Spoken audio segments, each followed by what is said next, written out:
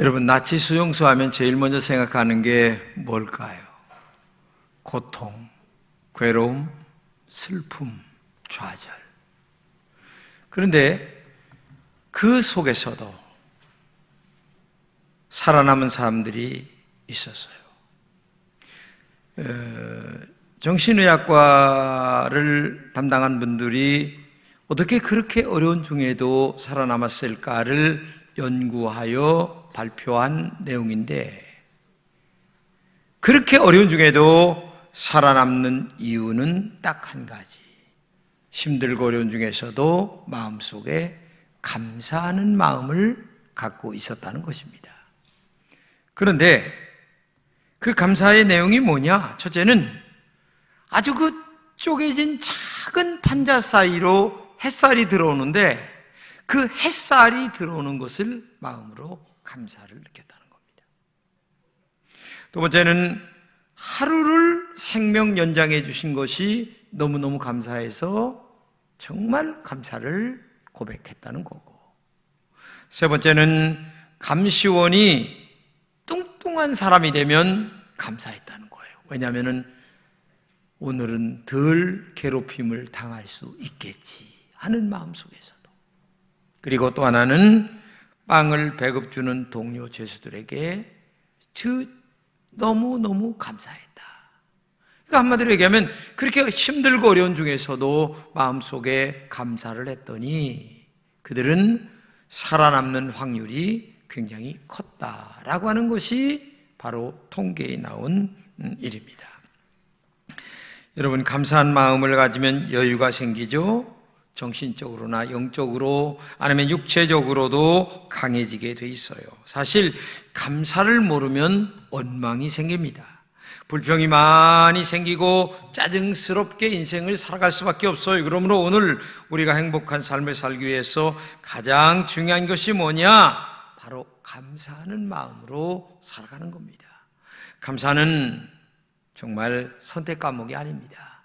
우리가 살아가는데 꼭 필요한 필수 과목이 감사하는 거죠. 오늘 본문에 보게 되면 세 가지 감사절기를 꼭 지키라. 첫째는 유월절을 지키라. 유월절은 뭡니까? 애굽에서 종살이 할 때에 너희들을 건져주신 것을 지키는 절기를 유월절 절기라고 하는 겁니다.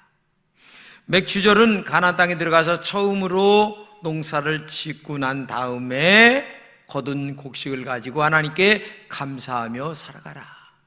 그리고 지금 수장절은 곡식을 마지막으로 한 해를 결산하면서 거두는 절기 속에서 너희들이 감사하며 살아가라. 즉 한 해를 감사로 마무리하라. 그런 뜻이 담겨 있는 거예요.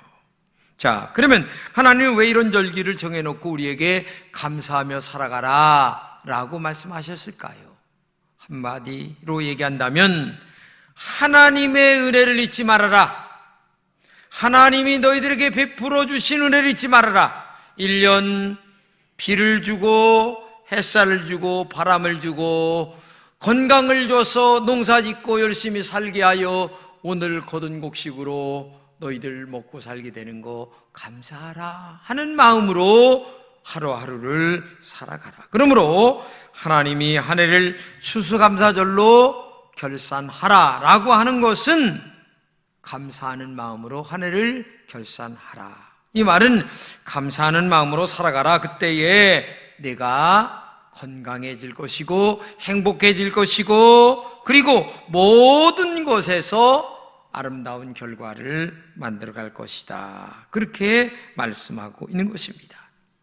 사도 바울은 범사에 감사라고 했는데 범사는 뭡니까? 모든 일에서 힘들어도 감사하고 기뻐도 감사하고 그저 모든 것에서 잘 될 때나 안 될 때나 감사하며 살아가라. 병들었을 때도 감사하고 건강할 때도 감사하고 모든 환경을 초월하여 날마다 감사하라. 이렇게 말씀하고 있는 거죠. 오늘 본문에서 우리는 다음과 같은 은혜를 받았으면 좋겠는데, 첫째, 제일 중요한 게 뭐냐면 구원받은 것을 감사하라.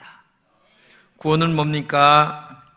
죄에서 구원받은 것도 구원이고 가난에서 구원받은 것도 구원이고 질병에서 구원받은 것도 구원입니다. 이런 여러 가지 하나님의 은혜로 구원받은 것을 감사하며 살아가라. 특별히 오늘 본문에서 애굽에서 나온 것을 감사하라 그랬습니다.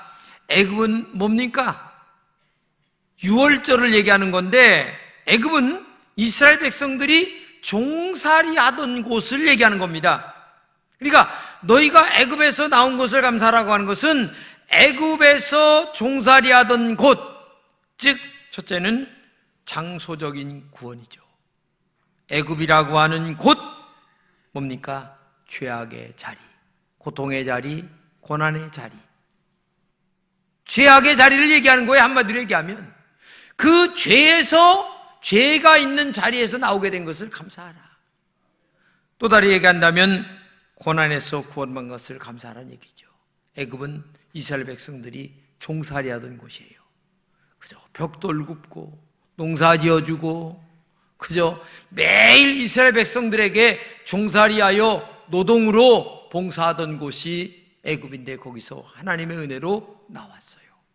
그러니까 그 종살이하던 고난의 곳에서 나온 것을 감사하라.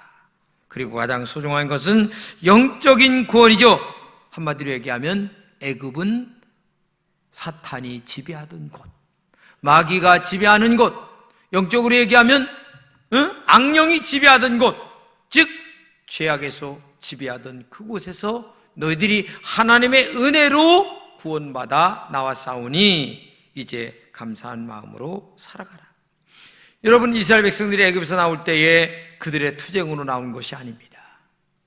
하나님의 은혜로 나온 겁니다. 애굽에서 바로 왕이 얼마나 이스라엘 백성들을 학대했습니까? 하나님께 부르짖었어요. 그랬더니 하나님이 모세라는 지도자를 통해서 그들을 애굽에서 건져내 주셨어요. 그것은 바로 악한 영들의 지배 속에서 건져내 주신 것을 말씀하고 있는 겁니다. 유월절 어린 양의 피를 바른 그 집만이 건진받을 수 있었다는 얘기예요.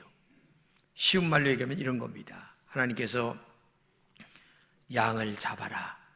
그래서 양을 잡아가지고 이스라엘 백성들이 살아가는 사람들의 집 문설주에 양의 피를 바르는 겁니다. 근데 어느 날이 됐을 때에 하나님의 죽음의 사자가 애굽의 온 땅을 스치고 지나갑니다. 그런데 놀랍게도 양의 피를 바른 그 집만이 장자가 죽지 않습니다.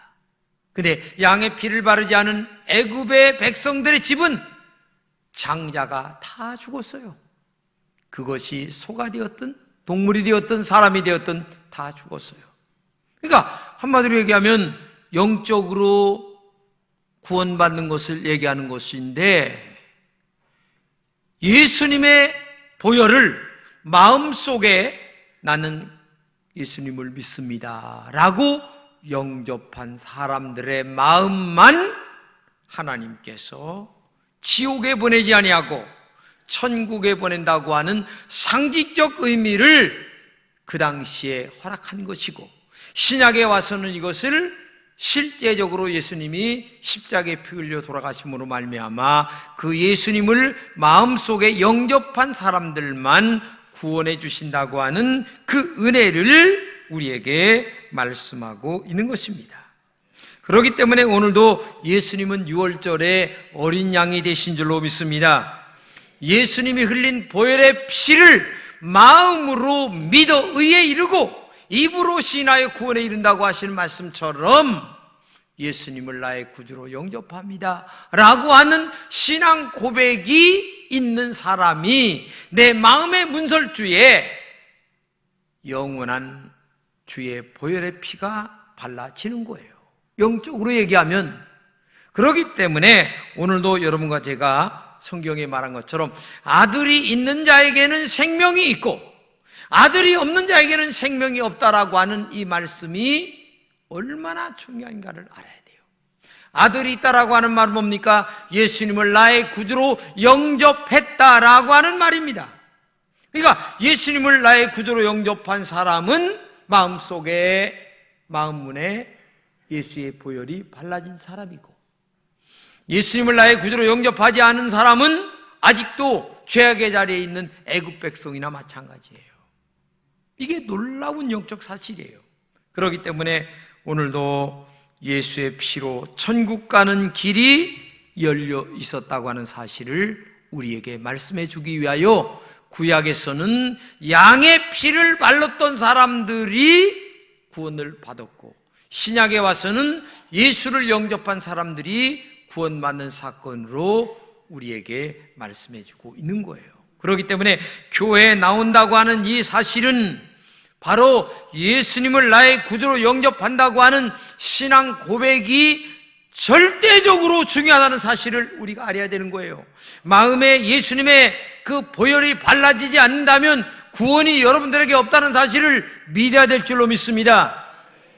그렇기 때문에 지금도 예수님을 마음에 아직 영접이 안 된 사람은 지금 이 순간이라도 나는 예수님을 나의 마음속에 구주로 영접이 될 때에 우리 마음의 피에, 마음의 문설주에 주의 보혈이 발라져서 악의 영들이 역사하지 못할 줄로 믿습니다. 그때에 구원의 역사가 우리에게 일어나게 될 줄로 믿습니다. 그래서 영적으로 하나님 앞에 감사할 수 있어야 된다는 거예요. 일사후대 때 실제 있었던 일이에요. 인민군에게 쫓기던 중대장이 이약주라고 하는 할머니가 살려줬어요. 감자 구덩이에다가 파묻어 버린 거야 그냥. 그리고 위에다가 볏짚을 쌓아놓고 조금 있다가 인민군들이 와서 총을 겨누면서 여기 어떤 사람 안 왔느냐? 없다고. 아무리 찾아도 못 찾는 거야. 3일 동안을 주셔도 못 찾는 거야. 3일 후에 갔는데 놀랍게도 그 사람을 건져주는데 너무너무 감사해서 이 중대장이 그 할머니에게 감사의 인사를 하고 돌아갔는데 나중에 이 양반이 장군이 됐어요. 장군이 되고 나서도 어머니처럼 정말 모신 거야.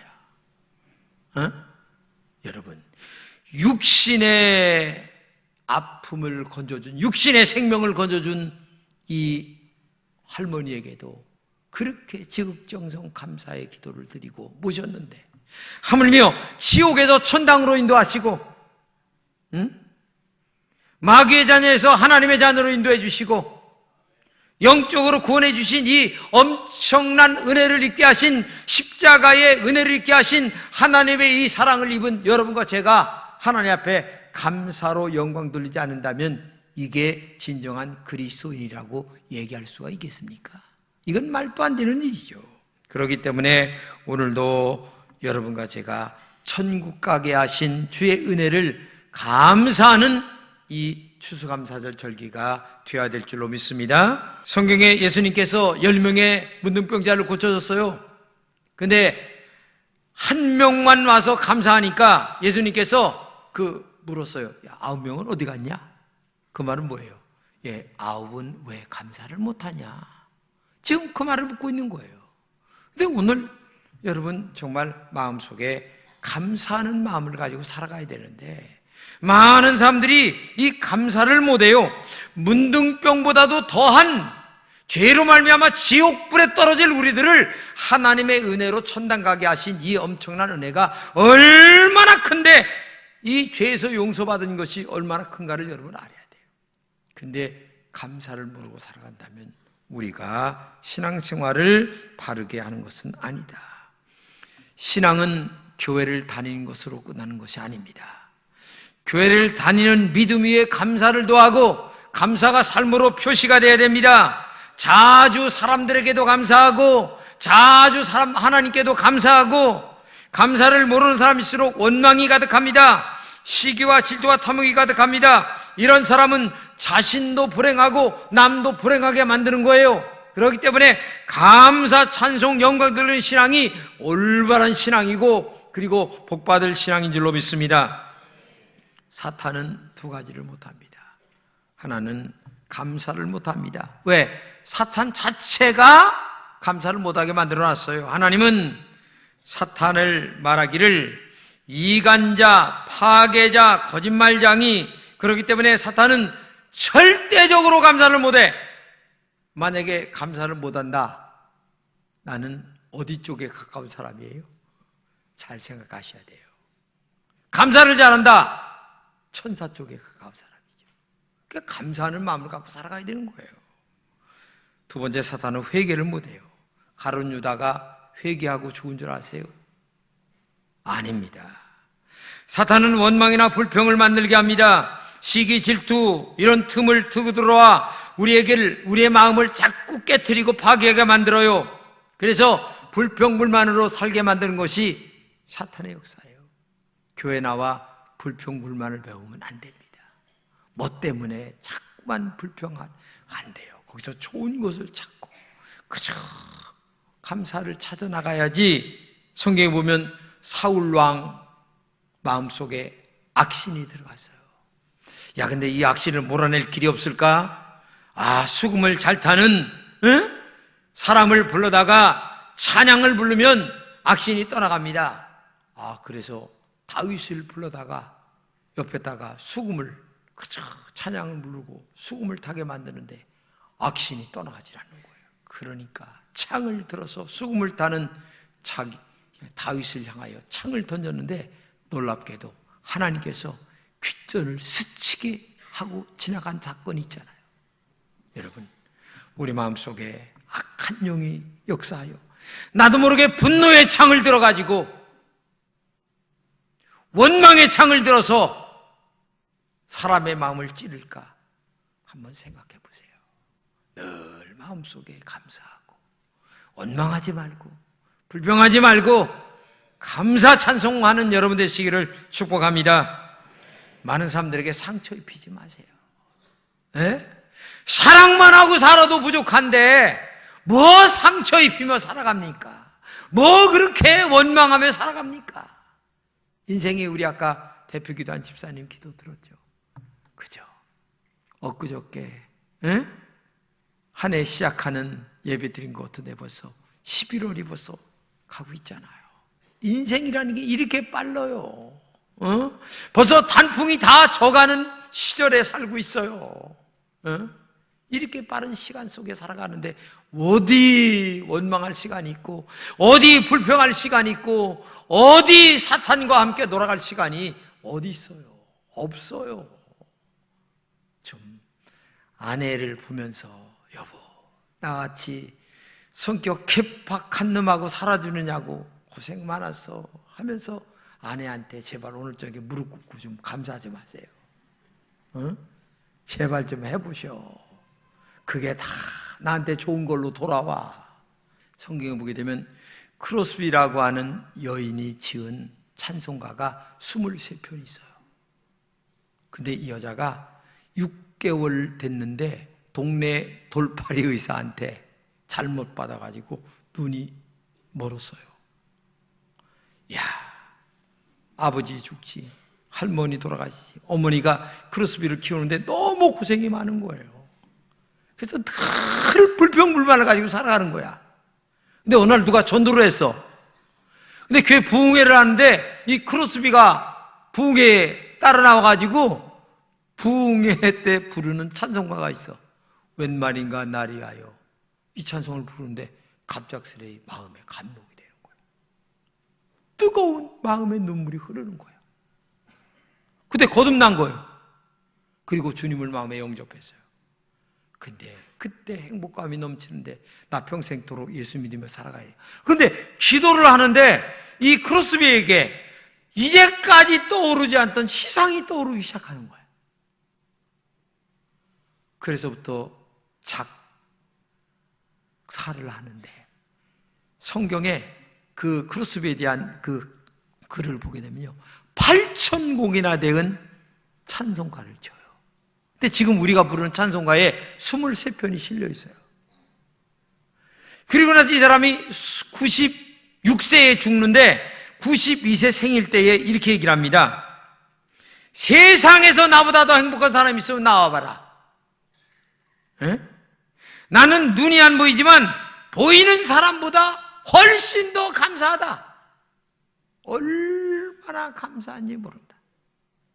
내 마음으로 보이는 찬양, 내 마음으로 보이는 하늘나라, 내 마음으로 보이는 영적인 세계가 얼마나 감사한지 모른다 하면서 96세까지 살다가 죽었어요.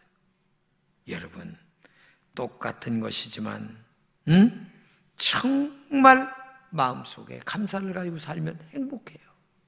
감사를 가지고 살면 악령이 역사하지 못합니다. 감사를 가지고 살면 행복할 줄로 믿습니다. 그러므로 날마다 입이 열릴 때마다 그저 감사하세요. 뭐가 좀 부족하도 감사하세요. 원망하지 마세요. 불평하지 마세요. 제발 좀. 그러면 어떻게 감사할까? 내가 수고한 것으로 감사하라 그랬어요. 여러분, 수고란 말이 뭡니까? 내가 땀 흘리는 겁니다. 피 흘리는 거예요. 눈물 흘리는 거예요. 근데 땀 흘린다는 것 자체가 뭔 줄 아세요? 건강하다는 겁니다. 내가 농사 지을 수 있는 건강이 있다는 게 얼마나 행복해요.